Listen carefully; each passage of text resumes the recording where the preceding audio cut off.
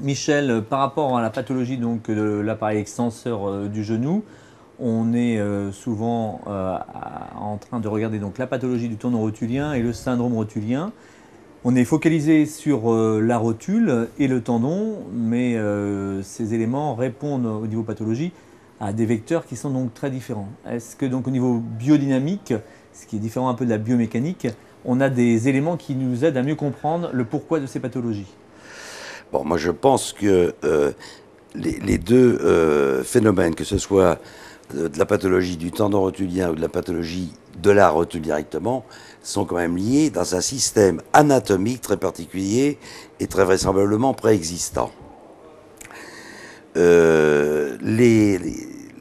maladies du tendon rotulien, à mon avis, sont des problèmes de traumatisme ou de micro-traumatisme qui vont donner des réponses très très particulières, pathologiques, de douleurs, de réactions pathologiques qui est mécanique et non pas inflammatoire. Mais il ne faut pas confondre avec le reste de cette pathologie antérieure du genou, à savoir le syndrome rotulien lui-même, qui lui couvre un secteur beaucoup plus large, mais qui répondrait beaucoup plus à la biomécanique du membre inférieur, que je préférais d'ailleurs appeler plutôt biodynamique, qui est plutôt l'étude de la mécanique du membre inférieur et donc du genou en lui-même, qui est le centre de levier,